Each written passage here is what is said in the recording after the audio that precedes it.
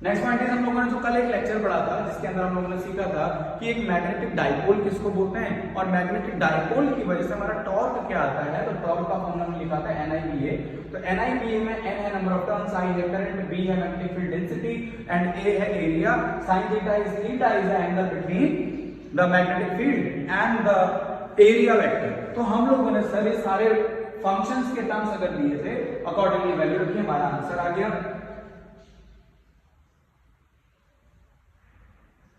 After this we have discussed the boundary condition।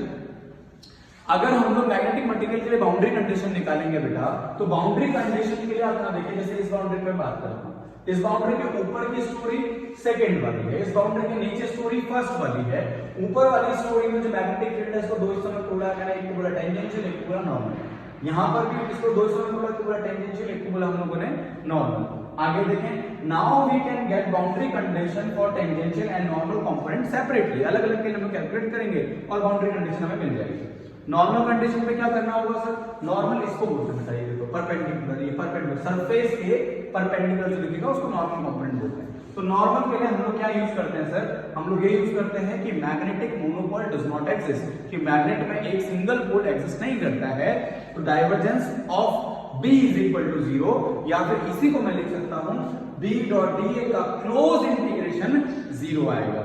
अगर ये 0 है तो सर मैंने एक सरफेस ले लिया जो कि क्लोज है, ऊपर नीचे लेफ्ट राइट फ्रंट बैक हर तरफ से हमने इसको क्लोज कर दिया है।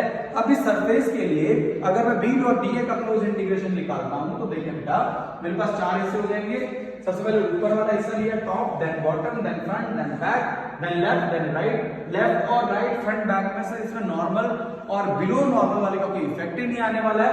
इफेक्ट तो दिखेगा टॉप और बॉटम में। तो ये दो सरफेस बचे, एक में पॉजिटिव एक में नेगेटिव क्यों नहीं लिया सर? देखो बेटा, ये ऊपर की ओर है, एरिया की डायरेक्शन भी कहां होगी हमारी? ऊपर की ओर।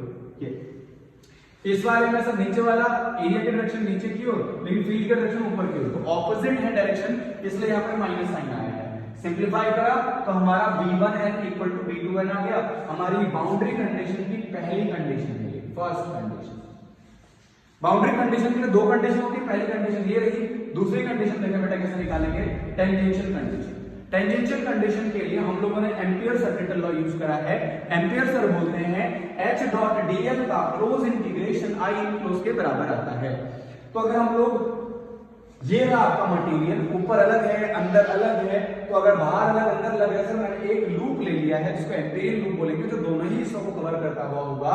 इसमें dx लंबाई जो है बहुत छोटी सी है, dy लंबाई कंसीडरेबल है। ये मानते हैं हम लोग कैलकुलेशन स्टार्ट करते हैं। 4 टुकड़े बनेंगे, एक टुकड़ा ये, एक ये, चारों टुकड़ों को इंटीग्रेट करते हैं।